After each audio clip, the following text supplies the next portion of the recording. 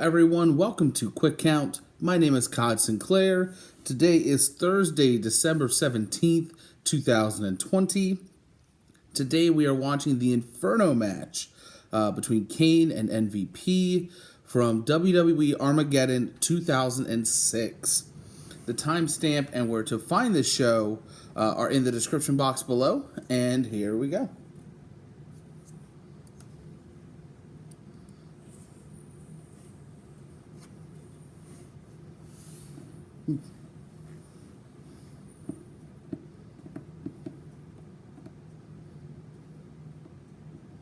So the only way to win an Inferno match, in case you were curious, is to set your opponent on fire. MVP is out first. But yeah, the first Inferno match I remember watching is from WWF Unforgiven back in '98. It was Kane and the Undertaker, and Kane got this part of his arm caught on fire, but that match was pretty good. I'm gonna have to think about reviewing that in the future. But yeah, various other promotions have tried to do something similar. WCW had the Human Torch match, and then since this, WWE has tried to do the Inferno match again, but this time it's called the Ring of Fire, back in 2013 at SummerSlam, which is super funny now that we're kind of coming full circle, because Kane faced Bray Wyatt in that one, and now we are looking forward to TLC 2020 here coming up in just a handful of days. And we have a Firefly Inferno match between The Fiend Bray Wyatt and Randy Orton. So it's kind of like they're just passing the buck to one another. Kane is kind of the stalwart in this series. But then, the Ring of Fire match, Kane passes to Bray Wyatt. Now I feel like Bray Wyatt will be the, no pun intended, but the torchbearer for this.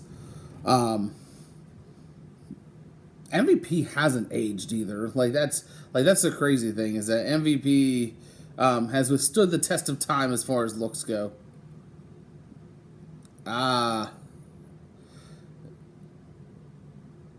We get an outstanding vignette here, or video package for MVP. The big storyline with MVP, though, is they were showing you the vignettes, and Teddy Long kept saying, we can't sign him, we're negotiating.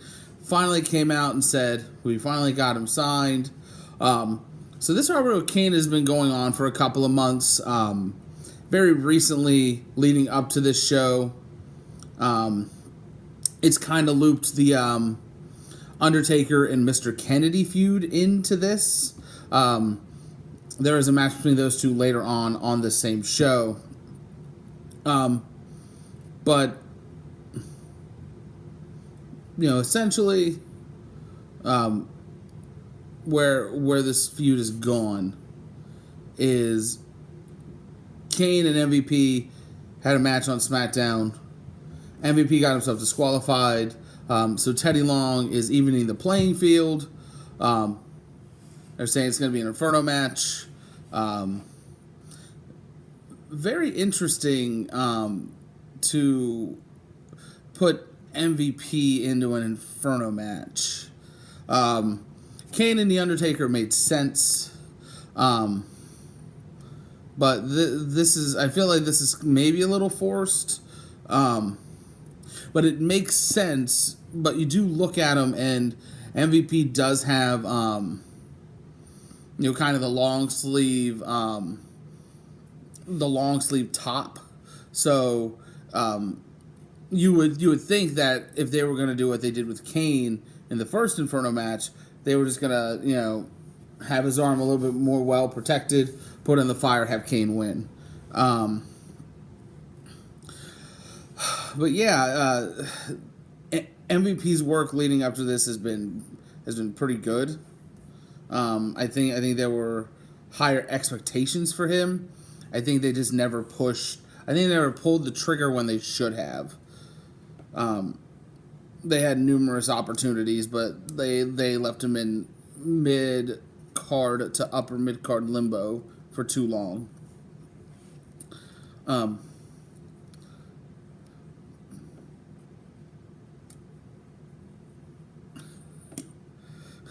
JB on commentary is great. I can't believe that Teddy Long would do this to such a young, such a young kid with such a bright future. Hey, more fires. Kane gets his introduction. Okay, can we talk about this set design? I know I've said it before, especially in the Armageddon video from 2000. Set design is something I'm very high on. The set design on this is incredible.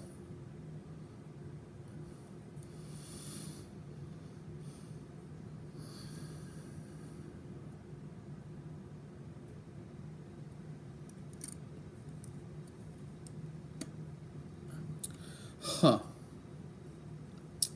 They're really pushing that Kane is a freak here for some reason. This freak lives here. Like, come on.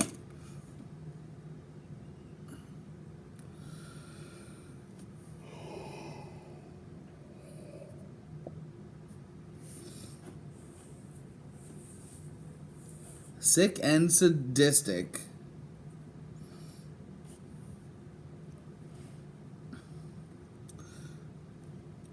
Obviously, no referee in the ring for this one because all you have to do is just set your opponent on fire and you win.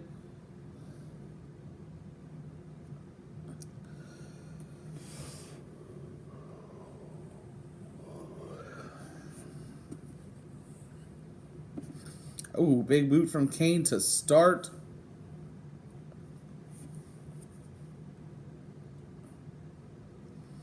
So it's always been very interesting because I remember playing SmackDown versus Raw growing up, and the Inferno match, it was always to drag your opponent to the rope as MVP tries to escape the ring. But looking at the way they have this set up, and I earthquake. Apologies about that. Big back body drop, and the flames. These flames are huge. They're flying well over the top rope. But they're not right under the top rope. They are. Oh, excuse me. Oh, excuse me. They are a little bit, probably about a foot outside of the ring. They have a little extension coming off of the apron for that. Kane with a wheelbarrow as MVP is trying to crawl to the rope or the corner.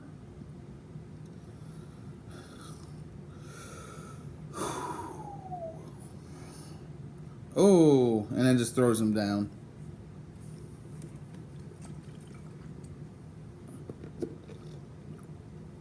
Once again, episode not sponsored by Duncan, but it could be.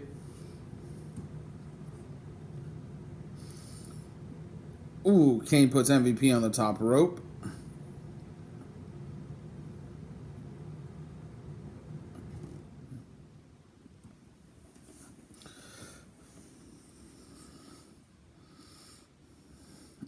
Ooh, oh, whoa. MVP threw Kane off the top rope. Oh, big crossbody from MVP. But he threw Kane off the top rope. And flames went up again, but MVP almost got burnt.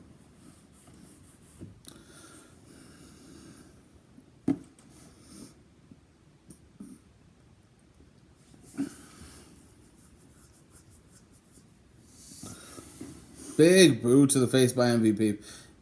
I think in the big clothesline too.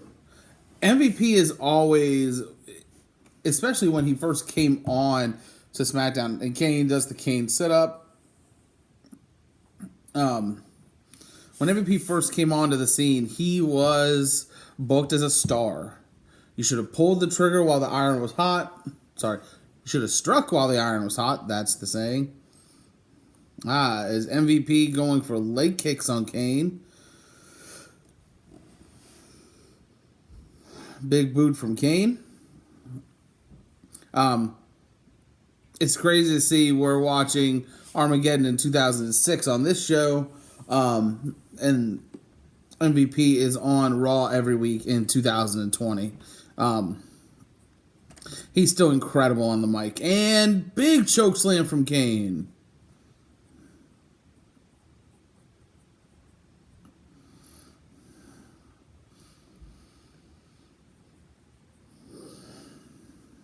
Now, granted, I try to avoid watching Raw as much as I possibly can because I believe that it is a garbage product. But, Kane took the turnbuckle off, put it in the fire, and now he has a turnbuckle on fire in the ring.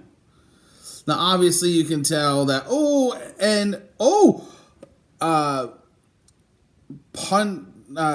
MVP with a low blow, but then as Kane drops the turnbuckle pad, MVP rolls right over top of it. But what I was going to say was that you can obviously see that there is something covering that turnbuckle. And MVP, with a basement drop kick.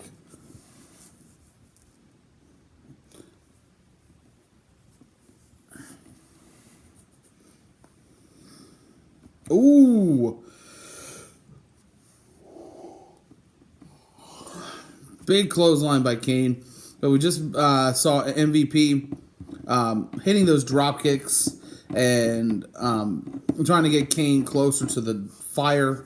But he moved and MVP almost slid himself right into the fire. One of them's already burned, Moggle.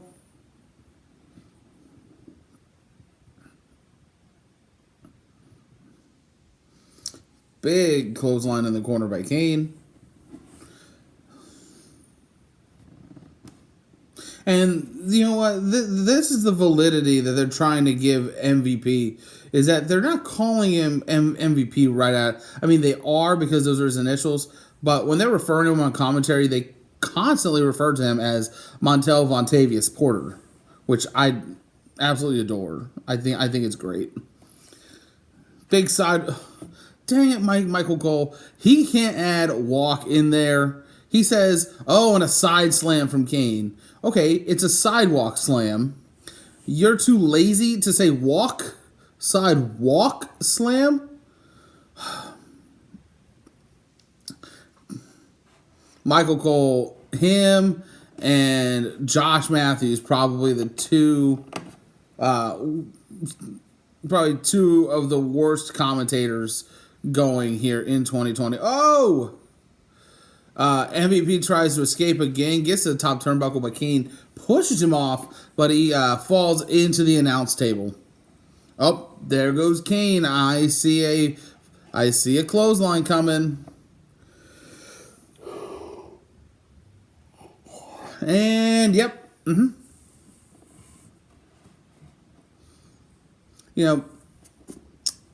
And touching on the last topic I was talking about, I know that there are things that commentary can't say, or things that are scripted that you have to say.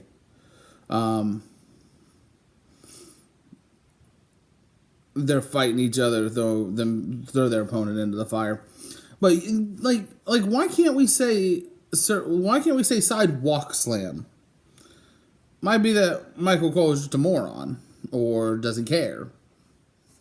Well, maybe you shouldn't be doing a job.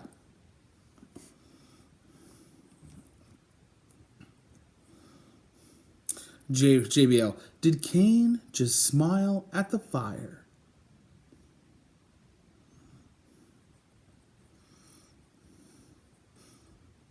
I'm just now noticing.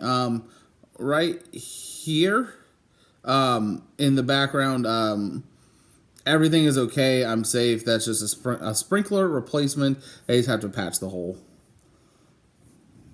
Ooh. Kane's got MVP by the throat. He's trying to drive him into the fire up the ring steps. Ah, okay. He lit, oh my God. He lit his butt and lower back on fire.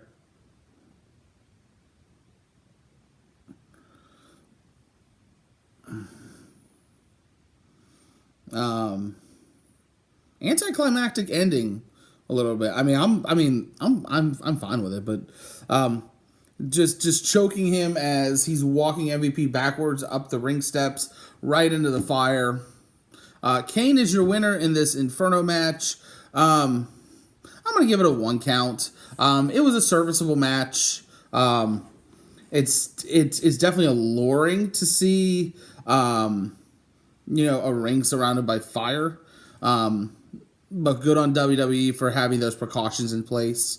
But nothing too overly exciting. I don't know where the story would go from here. It's WWE's 50-50 booking, but also this is Kane's better theme. The Veil of Fire, I believe is the title, but this is other than his original theme, which was second best, this is the best Kane theme in my opinion. But there we have it. I hope you enjoyed this episode of Quick Count. If you did, please like, share, and subscribe to this channel and all of our social media platforms. If you really enjoyed this episode and would like to support us, please check out our Ko-fi page for more. If you would like updates on what is coming up next for any of my shows, feel free to join my Discord. All of these links can be found in the description box below.